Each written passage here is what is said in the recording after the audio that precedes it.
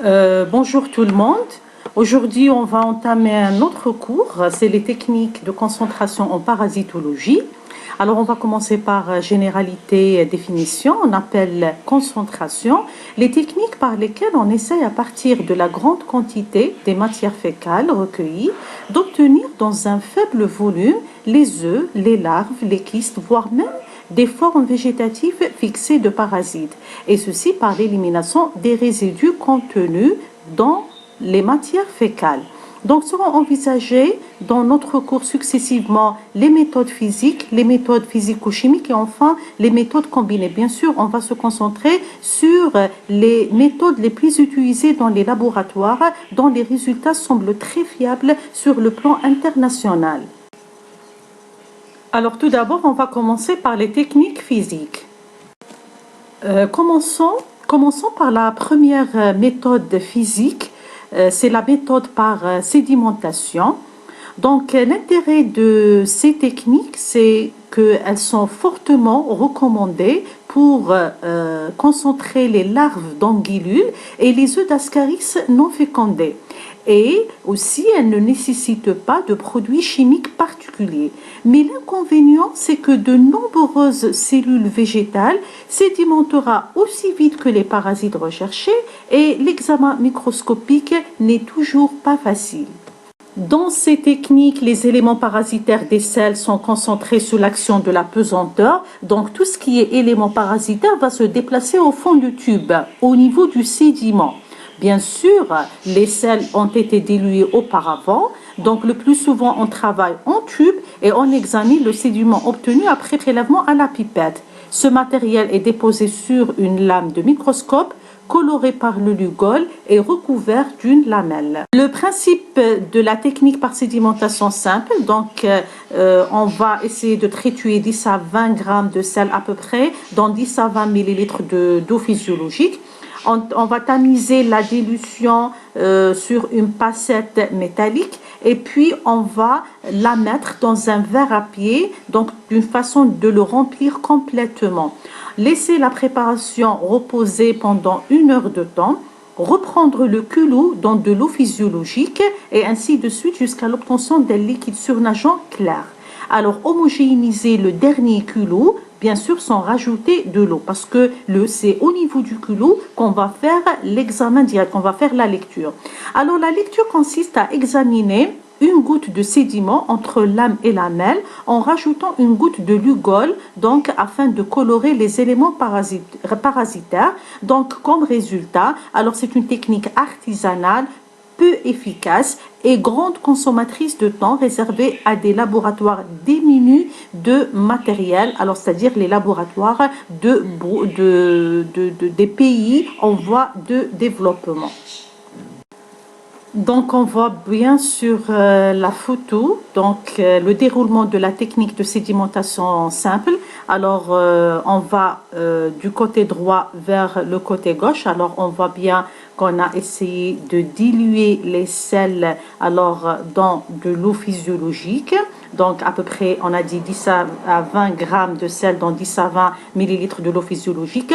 On va essayer de mélanger donc les sels avec ce liquide, avec de l'eau physiologique. Et puis on va essayer de tamiser, c'est-à-dire de passer donc cette dilution à travers une passoire métallique afin d'éliminer les grands résidus. Et puis on va laisser donc la préparation se sédimente pendant 1 heure de temps. Bien sûr, on va jeter le surnageant, on va laisser le culot, qu'on va le diluer à nouveau et on va laisser la préparation pendant 1 heure de temps. Donc, et de la même chose, on va essayer de jeter le surnageant et laisser le culot. On répète cette préparation pendant plusieurs fois jusqu'à l'obtention d'un surnageant qui est clair. Alors, et puis on va dans la dernière étape, on va rejeter le surnageant, on va prendre le culot, on va rajouter une goutte de culot avec une goutte de Lugol et on va l'examiner au microscope. Alors on voit bien que cette technique prend donc un temps qui est vraiment énorme. Technique par sédimentation, centrifugation. Donc, le principe de cette technique, il est le même que la technique de sédimentation simple. Donc, seulement, on va remplacer la sédimentation passive par la centrifugation à 1500 tours par minute pendant 1 minute. C'est-à-dire, on prend les sels, on va les diluer dans de l'eau physiologique et puis on va passer la préparation à travers une passoire métallique afin d'éliminer les grands résidus. Alors, au lieu de laisser la préparation pendant 1 heure pour la sédimentation, on va procéder à une centrifugation à 1500 tours pendant 1 minute. Et puis, bien sûr, on va éliminer le surnageant et on va prendre le culot, donc une goutte de culot, qu'on l'examine avec de l'ugol sous un microscope électronique, donc afin de rechercher les éléments parasitaires. Donc, l'intérêt, cette technique, elle est plus rapide, c'est vrai, mais d'une efficacité inférieure à la moyenne. Donc, le deuxième type de technique physique, c'est les méthodes par flottation. Donc, le principe est basé sur l'emploi d'un liquide très dense que les éléments parasitaires. Donc, cette densité élevée du liquide de dilution fait que les éléments parasitaires vont se flotter à la surface du tube. Donc, la difficulté de leur prélèvement est contournée par la possibilité que l'on a de remplir un tube avec plus du liquide qu'il ne peut contenir, provoquant ainsi la création d'un ménisque convexe en eau du tube. C'est-à-dire que après avoir dilué les sels avec la solution liquide très dense, alors et mélanger le contenu, donc on va essayer de remplir un tube donc avec cette dilution, alors jusqu'à ce qu'on crée un ménisque à la surface du tube, jusqu'à ce que le liquide soit bombé donc à la surface du tube. Bien sûr, après avoir laissé la préparation, donc le temps nécessaire pour que tous les éléments parasitaires flottent, puis on va prendre une lamelle, on va la déposer sur la surface du tube, donc de telle façon que les éléments parasitaires ils vont être collés à la surface de la lamelle, et on va mettre la lamelle sur une lame, bien sûr après avoir ajouté une goutte de lugol qui sert à la coloration, et examiner la préparation. Parmi les techniques de flottation, alors on va commencer par la méthode de Faust simplifiée. Donc, l'intérêt de cette technique, il s'agit d'une technique originale qui exige dans les formes complexes de réaliser plusieurs sédimentations dans l'eau par centrifugation, mais dans la forme simplifiée, donc on se contente d'une seule centrifugation. Donc, avant de passer à la technique de flottation elle-même. Déroulement de la technique de Faust simplifiée. Donc, les sels sont d'abord dilués au 10e environ dans une solution saturée de sulfate de zinc. Donc, c'est-à-dire qu'on prend un volume de sel et on va diluer dans 10 fois son volume donc de la solution saturée du sulfate de zinc. Et puis, on va homogénéiser donc la préparation. On va la tamiser et on procède à une centrifugation à 2300 tours par minute pendant 1 minute de centrifugation. Alors, dès l'arrêt de la centrifugation, il y aura une formation à la surface du tube, une couche superficielle. Alors, c'est au niveau de cette couche qu'il y a les éléments parasitaires. Alors, grâce à une anse métallique, on va prélever cette couche superficielle, on va l'étaler sur l'âme, on va rajouter une aile et puis on va essayer de faire un examen au microscope. La deuxième technique de flottation qu'on va détailler, c'est la méthode de Janicso et Urbanil. Donc, l'intérêt de cette technique, alors c'est une technique qui est utilisée pour concentrer bien les œufs de grandes douves, de schistosomes et des ankylostomidés, ainsi que les larves d'anguillules. Elle concentre assez bien les embryopores de ténia et les œufs de trichocéphale. Alors, les inconvénients, c'est concernant la solution qu'on utilise pour diluer les sels, qui est la solution iodo-mercurique, qui est déjà toxique, qui doit être conservée dans un flacon bien bouché et très corrosif. Elle forme avec les métaux des balances, des divers matériels, centrifugeuses, les tuyaux de plomb et surtout les bijoux, les alliances, les montres, les bracelets, des amalgames irréversibles. Et comme presque toutes les méthodes de flottation, cette technique est inefficace pour trouver les kystes, sauf ceux de Giardia. Alors, en ce qui concerne le déroulement de la technique de Janixo-Urbanil, donc on va triturer 3 à 5 grammes de sel dans 20 millilitres de la solution iodo-mercurique. Puis on va tamiser la dilution. Donc le filtrat obtenu après le tamisage est centrifugé à 2500 tours par minute pendant 3 à 4 minutes. Il y aura la formation d'une couche superficielle, alors qui sera recueillie à l'aide d'une anse ou d'une baguette de verre aplatie en spatule et examinée au microscope dans le quart d'heure qui suit. C'est-à-dire, après la centrifugation, on va laisser la préparation pendant un quart d'heure et puis donc il y aura la formation d'une couche superficielle. Quand on va la prélever à l'aide d'une anse ou d'une baguette de verre, on va la mettre sur une lame, on va recouvrir par une lamelle et on examine au microscope. Troisième technique de flottation qu'on va détailler et qui est la plus utilisée dans les laboratoires de parasitologie, c'est la méthode de Willis. Donc l'intérêt de cette technique, donc c'est dans les enquêtes, surtout dans les enquêtes épidémiologiques. Cette technique présente l'avantage déjà de la simplicité d'exécution et de la rapidité et du faible prix du revient. Parce qu'on utilise une solution donc très simple qui est la solution de chlorure de sodium.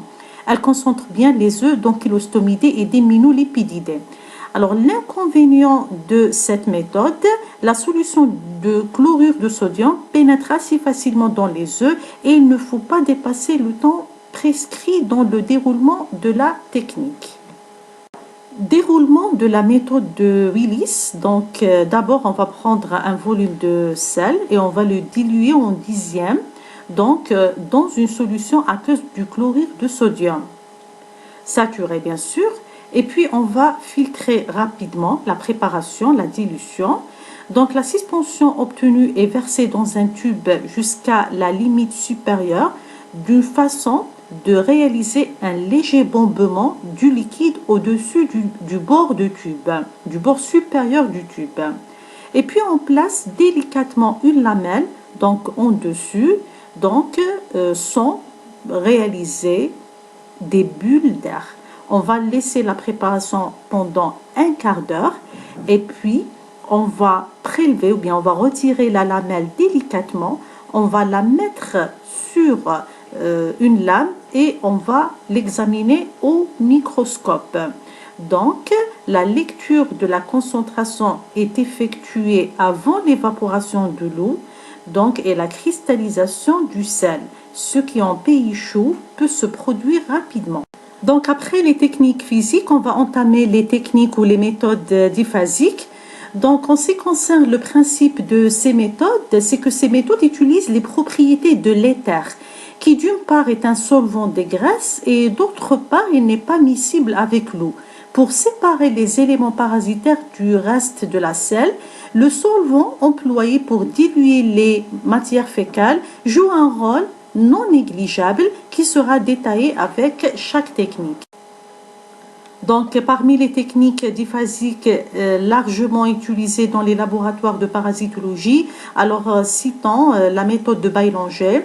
Donc, le réactif utilisé, c'est le tampon acétoacétique pH 5, donc l'éther sulfurique et le Lugol. En ce qui concerne le principe de la technique de Baillanger, donc on va essayer de délayer 3 grammes de sel avec 10 fois leur volume de tampon acétoacétique et laisser sédimenter pendant au moins 1 minute. Alors décompter dans un tube à centrifuger à fond conique et à bouchon à vis. Ajouter un volume égal d'éther sulfurique en ménageant un espace de 1 cm dans le haut du tube. Alors on doit laisser cet espace de 1 cm en haut du tube.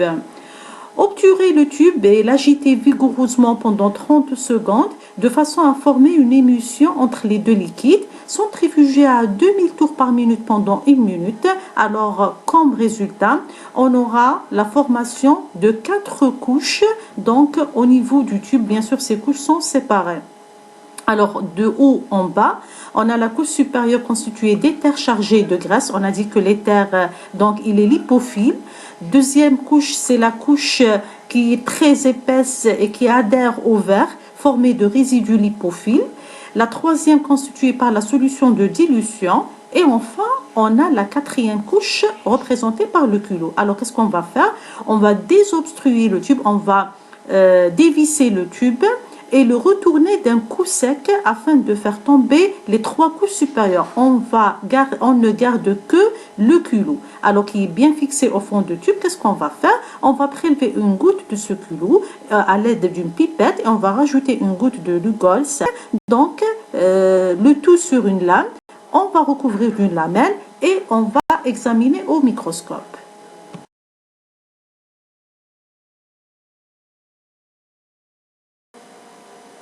Les avantages de la technique de Baillanger, elle est beaucoup plus fiable dans la recherche des kystes et des œufs, se concentrant bien dans un pH environ 5, comme les kystes de Giardia, les kystes d'amibes, les œufs de trichocéphale et d'ankylostomes. Alors, en ce qui concerne les inconvénients, donc elle ne permet pas de concentrer les œufs du schistosome, donc il faut rechercher une autre technique, c'est nécessaire. Une deuxième technique physico-chimique aussi très largement utilisée dans les laboratoires de parasitologie, c'est la technique de Ricci modifiée.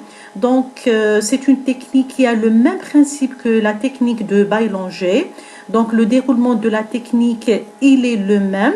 Alors, sauf on utilise, au lieu d'utiliser l'acide acétoacétique, on va utiliser le formol, donc avec l'éther. En ce qui concerne le principe de la technique de Baillanger, donc on va essayer de délayer 3 grammes de sel avec 10 fois leur volume de tampon acétoacétique et laisser sédimenter pendant au moins 1 minute. Alors décompter dans un tube à centrifuger à fond conique et à bouchon à vis. Ajouter un volume égal d'éther sulfurique en ménageant un espace de 1 cm dans le haut du tube. Alors, on doit laisser cet espace de 1 cm en haut du tube. Obturer le tube et l'agiter vigoureusement pendant 30 secondes de façon à former une émulsion entre les deux liquides. Centrifuger à 2000 tours par minute pendant 1 minute. Alors, comme résultat, on aura la formation de 4 couches.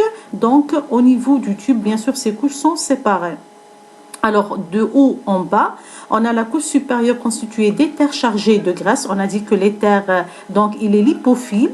Deuxième couche, c'est la couche qui est très épaisse et qui adhère au verre, formée de résidus lipophiles. La troisième constituée par la solution de dilution. Et enfin, on a la quatrième couche représentée par le culot. Alors, qu'est-ce qu'on va faire? On va désobstruer le tube, on va dévisser le tube et le retourner d'un coup sec afin de faire tomber les 3 couches supérieures. On ne garde que le culot. Alors qu'il est bien fixé au fond du tube, qu'est-ce qu'on va faire? On va prélever une goutte de ce culot à l'aide d'une pipette et on va rajouter une goutte de Lugol. Donc, le tout sur une lame, on va recouvrir d'une lamelle et on va examiner au microscope. Concernant les avantages de la technique de Ricci, cette méthode peut être utilisée sur les selles formulées, donc sur des selles collectées pour des enquêtes épidémiologiques. Elle concentre bien les œufs d'ascaris et de schistosome. L'inconvénient, c'est que le culot, souvent volumineux, est de lecture difficile. Alors, on va entamer des méthodes spéciales. Donc, commençons par les méthodes par éclaircissement. La première méthode, c'est la méthode de Kato-Miura. Cette technique est basée sur l'éclaircissement du matériel fécal par la glycérine ou le polyéthylène glycol. Les éléments parasitaires restés opaques se révélant alors sur un fond transparent. Donc, le produit à utiliser, c'est une solution composée de la glycérine pure 100 ml, de l'eau distillée 100 ml et du verre de malachite qui est un colorant 1 ml. On va découper des rectangles de cellophane de 2 à 3 cm. Alors, ces rectangles sont mis à tremper au moins 24 heures dans la solution de la glycérine et du verre de malachite. Et cette réserve se conserve simplement, par exemple, dans une boîte de pétri ou dans un récipient à température ambiante, jusqu'à l'épuisement des rectangles de cellophane. Le principe de la technique de Kato Miura, donc d'abord déposer une noisette de sel sur une lame propre, la recouvrir avec un rectangle de cellophane imprégné aux solutions glycérinées qu'on a déjà préparées, retourner la lame sur un matelas de 4 ou 5 couches de papier filtre et bien écraser la sel entre la lame et la cellophane en répartissant la sel de façon homogène. L'éclaircissement des sels se fait en une demi-heure à température ambiante ou bien en 5 à 7 minutes à température 45 degrés sur une plaque chauffante ou bien sur une platine chauffante. Donc l'examen se fait au microscope directement, donc, et la cellophane dans ce cas-là jouant le rôle de lamelle.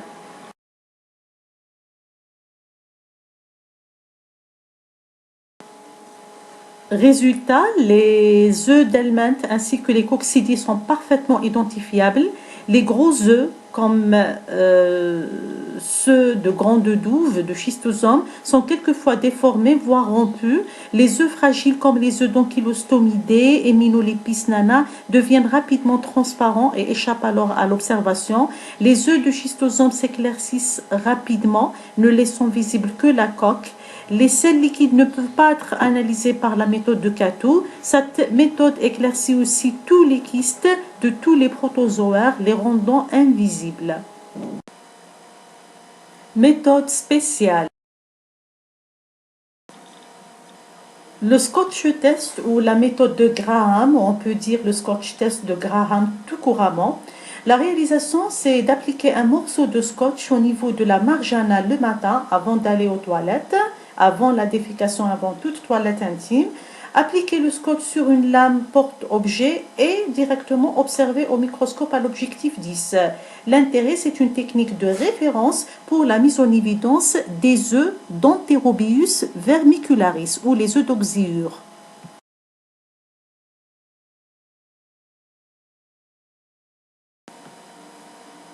Une deuxième technique spéciale, c'est la technique d'extraction de Bayerman. Alors, c'est une méthode de concentration biologique basée sur l'hygrothermotropisme des larves d'anguillules, c'est-à-dire le fait que ces larves sont attirées par la chaleur et par l'humidité, l'hygrothermotropisme. La réalisation, alors on va mettre une quantité, un volume de sel sur l'agace disposé sur une passoire métallique. Poser la passoire dans un entonnoir fermé contenant de l'eau tiède. Laisser reposer pendant 2 à 3 heures. Récupérer le liquide, centrifuger à 1500 tours par minute pendant 3 minutes et examiner le culot de centrifugation. L'intérêt, c'est une technique de référence pour le diagnostic d'anguillules. Elle permet la mise en évidence des larves rhabditoïdes.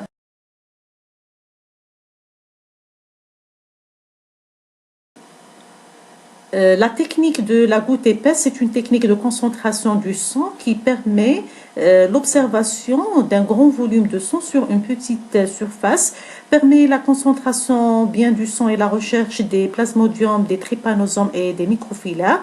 Le principe de cette technique, d'abord, il faut déposer une volumineuse goutte du sang, 2 fois le volume utilisé pour un frottis sanguin. Deuxième étape, c'est la défibrillation. Alors, en cas de prélèvement capillaire, pour empêcher la coagulation avec le coin d'une lame ou une pointe d'un vaccinostyle, on va essayer d'étaler régulièrement donc la goutte du sang sur une surface de 1 cm de diamètre, en tournant régulièrement pendant 2 minutes. Puis on a le séchage. Donc le séchage, il se fait soit pendant 24 heures à la température ambiante du laboratoire, soit pendant 1 heure à l'étuve 37 degrés, mais ne jamais fixer ni à la chaleur ni à l'alcool. La déshymoglobulinisation consiste à recouvrir abondamment la goutte épaisse du mélange Giemsa. Alors 3 gouttes. Voilà l'eau neutre 2 millilitres. Laissez agir pendant 5 à 10 minutes jusqu'à la décoloration complète. Fixez ensuite à l'alcool méthylique. La coloration, jetez le liquide avec précaution et remplacez immédiatement par le mélange Diemsa 1 ml plus 10 ml de l'eau neutre. Laissez agir pendant 20 minutes puis rejetez le liquide avec précaution. Lavez à l'eau de robinet en faisant couler le liquide très délicatement à la lame, sécher à l'air et lire la lame en utilisant l'huile d'immersion à l'objectif 100.